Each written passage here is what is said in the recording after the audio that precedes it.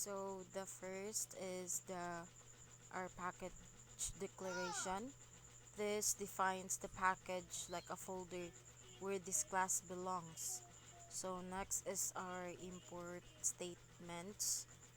These imports bring in the class from Swing for GUI components, AWT for layout, GDBC for connecting to my SQL, and logging for logging errors if exceptions is occur. So our class declaration, we have our public class book inventory management 2. This defines a public class named book inventory management 2. So our constructor, the book inventory management 2, this method builds the GUI or the book inventory management 2. So we have to create JFrame. This creates the main window titled book inventory management. So nag-add ra tag mga labels og text field. Mo nang atong JLabel book ID, new JLabel book ID, frame.add book, and then text book ID with new J text field f.add text book ID. This process repeats for book title, book author, and book quantity. So each field is added to the frame using f.add. So next is adding submit button. So ang J button equals new J button submit. Mo ni siyang mag-add sa button para labeled submit dito sa form.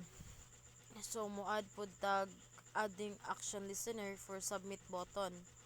This code triggers when the submit button is clicked. Next is mag-retrieve tag data.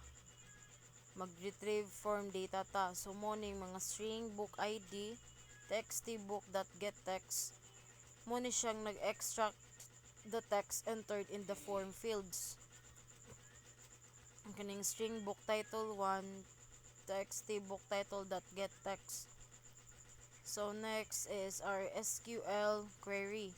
So kaning string query insert tbl user, muna siya mag-prepare sa parameters SQL statement para ma-insert nato ang data into the tbl user table. Next is our database connection. So kaning try class for name or com.mysql, muna siya mag-connect dito sa database by balikoko one database on your local MySQL server. So mo ni siyang mag-load sa MySQL GDBC driver. So mo ni siyang gamit para makakonekta sa ato ang database. Then next is ato ang prepared statement execution.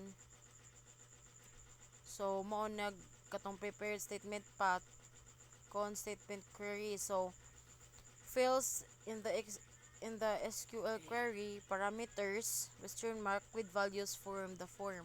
It executes the query to insert a new record in the database.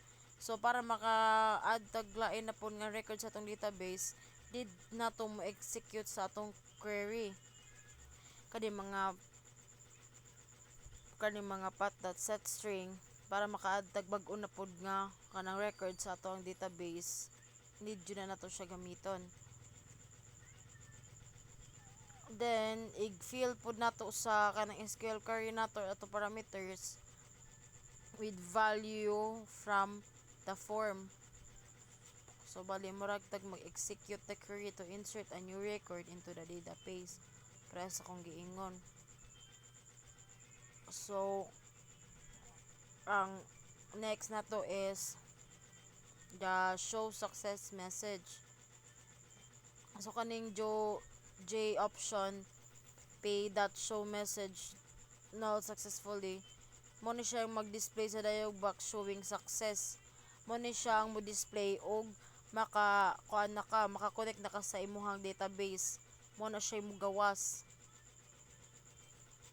So ag kaning kuan kani pong clear input fields, so txt.setText set title, once mo kuan ganing ka, clears all the form fields after submission. Bali mo man ni siya mo clear sa tanang form after nimo siya i-submit katong imuhang kanang i-kuan sa imuhang code.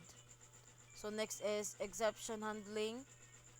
Kaning catch mo ni siya mga catches errors if the GDBC driver is not found on or SQL operation fails. So logs them using Java built-in logger. So next is setting up with the frame. So kaning atong set location, atong set size para makabuild ta sa atong frame. Then ato siyang i-close, then mag-contact new grid layout. Then para ma-visible ang atong frame, we use frame.setVisible. Next is kaning location, it centers the window on the screen. Set size, set windows dimension. Ang set layout uses a grid layout with 5 rows and 2 columns, while the set visible true makes the window visible. So ang atong main method is public static void ang new book inventory management 2. This is the entry point of the application, creates an instance of the class which shows the GUI. So next ani is mo ato siyang iparan, then mo na mo show sa ato ang code.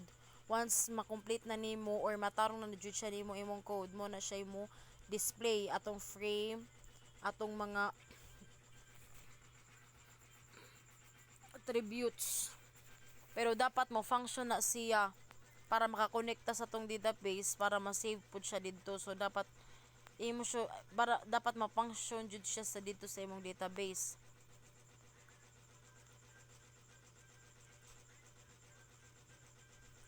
Mo nang mo book author ka, pwede bisag unsa imong ibutang para mo run siya.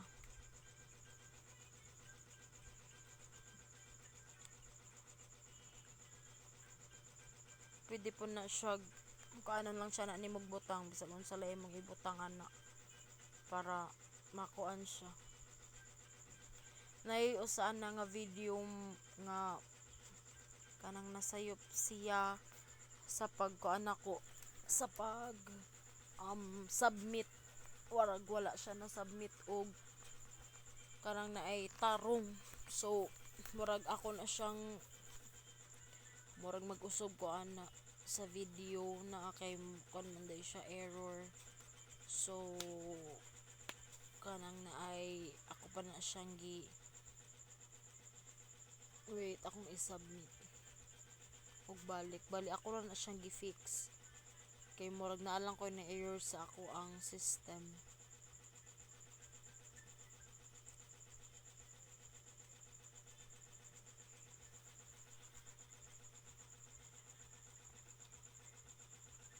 So mao na siya makita para sa akong giingon katong successfully katong makakonect na ka sa imong database. So if we enter the database, makita na natong atong gibuhat katong atong gibutang sa ato ang kanang naay JFrame na na-add na siya dira sa atong database.